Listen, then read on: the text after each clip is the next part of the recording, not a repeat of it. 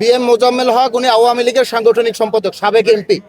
আপনারা জানেন উনি একজন মুক্তিযোদ্ধা, উনি সাবেক এমপি নন, উনি বারবার এই শরীয়তপুরের ওই মাটি থেকে উনি নির্বাচিত এমপি, আওয়ামী লীগের সাংগঠনিক সম্পাদক এই বাংলাদেশে।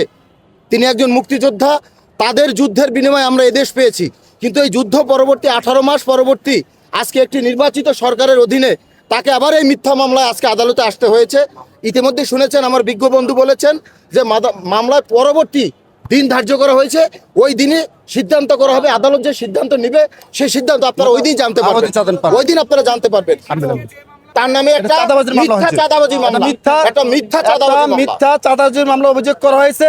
মিথ্যা বলে আজকে আমরা ইনশাল্লাহ প্রমাণিত হবে, আমরা এই মামলা থেকে খালাস পাবো। আশাবাদী বাদী সাক্ষী দিয়েছে, সে মামলাটা হয়তো বলেছে কোর্টে আছে যে কোনো ভুলক্রমে মামলাটা হয়েছে। আমরা আগে সে সাক্ষী দিয়েছে, সে বলেছে আমরা ভুলে এই মামলাটা করেছি।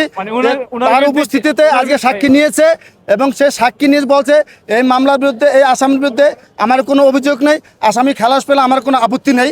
এর জন্য বিজ্ঞ আদালত তার সাক্ষী শুনে, তার কথাবার্তা শুনে সামনে একটা ডেট দিয়েছে, ডেটটা আমরা এখনো পাই নাই। ওই তারিখে যে সিদ্ধান্ত নেবে আমরা দেখি ওই তারিখে আমরা কি রায় পাবো না কি পাবো। আমরা আশাবাদী এই মামলা আমরা ন্যায় বিচার সাথে আমরা এই মামলাতে খালাস পাবো। ওনার বিপক্ষে কোনো অভিযোগ নাই। আমার নাম মোহাম্মদ লিটন মিয়া, আমি এই মামলার আসাম পক্ষের অ্যাডভোকেট, আইনজীবী।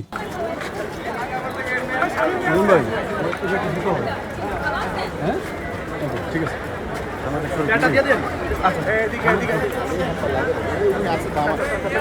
সমস্যা নেই ভাই, আপনি